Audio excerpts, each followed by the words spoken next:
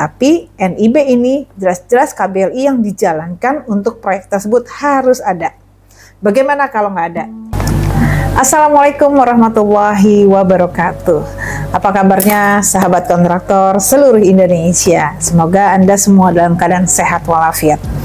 Alhamdulillah saat ini saya ingin mengucapkan mohon maaf lahir dan batin, tapi ada satu ucapan yang paling indah, yaitu saya mau mengucapkan bahwa ada informasi 101 paket konstruksi di IKN yang mana telah terkontrak senilai 26,8 triliun rupiah. Wah, banyak banget ya.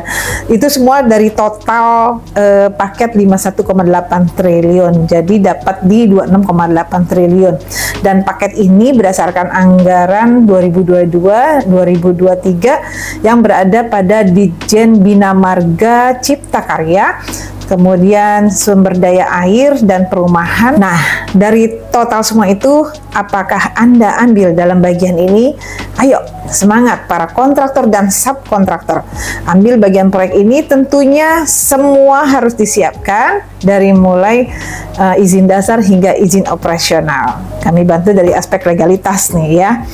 Karena memang saya dari www.izintender.co.id yang mana tugasnya adalah membantu para klien yang ingin mengikuti tender di seluruh Indonesia, khususnya di sektor konstruksi, agar dapat memenuhi persyaratan perizinannya. Izin dasar, yaitu Anda harus siap mulai dari akta pendirian, jika ada akta perubahan, dan bahkan pelaporan kepada Kementerian Menkumham Republik Indonesia. Dan setelah itu KBLI atau Kode Baku Lapangan Usaha Indonesia Anda ya, bidang usaha yang dikerjakan tercantum di dalam akta. Setelah akta itu Anda harus memasukkan kode KBLI tersebut di dalam NIB, nomor induk berusaha. Nah, tapi NIB ini jelas-jelas KBLI yang dijalankan untuk proyek tersebut harus ada. Bagaimana kalau nggak ada? Ya kalau nggak ada, kalau di aktanya ada, NIB-nya nggak ada, berarti hanya tinggal memasukkan melalui SS untuk kode KBLI agar tercantum di NIB. Tapi kalau di aktanya tidak ada, berarti Anda harus buat perubahan atau penambahan bidang pada akta perubahan Anda, dan setelah itu didaftarkan untuk terbit di NIB. Kode KBLI harus sesuai dan dikonversikan kepada kode klasifikasi sertifikat badan usaha.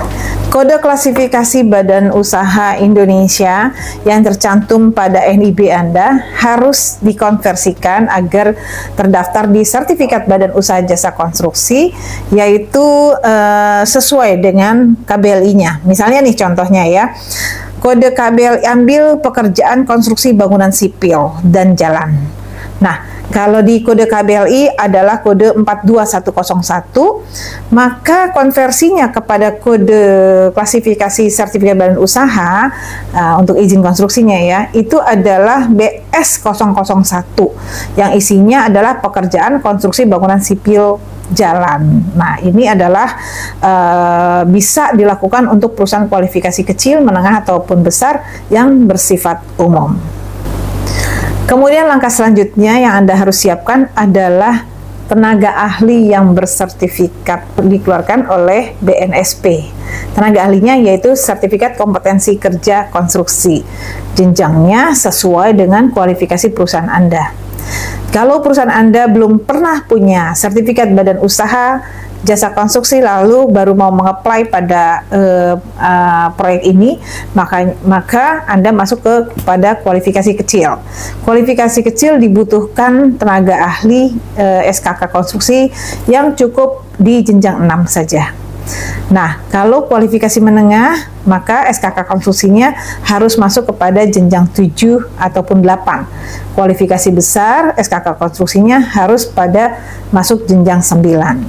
Jenjang ini adalah sama dengan level ya, jadi ini yang akan membedakan pada persyaratan tenaga ahli. Misalnya kalau jenjang 6, Anda cukup punya tenaga ahli yang baru lulus dari university, tidak punya pengalaman, nggak apa-apa. Tapi kalau masuk ke kualifikasi menengah, masuk yaitu jenjang 7, tenaga ahli Anda harus benar-benar sudah pengalaman di bidangnya. Ada yang pengalaman di bidang yang lain, ini juga nggak boleh. Jadi harus pengalaman di bidangnya minimum 4 tahun ke atas. Demikian juga kualifikasi besar, ya. Jadi disesuaikan dengan pengalaman kerjanya. Selanjutnya, setelah SKK konstruksi telah siap untuk diajukan, maka Anda mengajukan sertifikat Badan Usaha Jasa Konstruksi melalui OSS ke Lembaga Sertifikat Badan Usaha Jasa Konstruksi yang telah terakreditasi. Dan di sini tentunya Anda harus mempersiapkan, tadi tenaga ahlinya sudah siap ya, SKK konstruksi, kemudian kedua, peralatan kerja yang Anda miliki sesuai dengan kode subklasifikasi juga itu sudah ada. Kemudian yang ketiga adalah pengalaman kerja perusahaan dalam menjalankan proyek ini juga sudah bisa melampirkan untuk bisa dikeluarkan sertifikat Badan Usaha Jasa Konstruksi. Masih banyak ketentuan-ketentuan khusus bagi perusahaan jasa konstruksi yang baru mau mengajukan SBU jasa konstruksi maupun yang lama tapi sekarang ini mengajukan perpanjangan ya atau pembaruan SBU jasa konstruksi. Semuanya itu tentu harus berdasarkan undang-undang dan peraturan yang berlaku saat ini. Nah, untuk lebih detailnya Anda boleh langsung konsultasi kepada marketing konsultan kami melalui chat live di www.ijintender.co.id.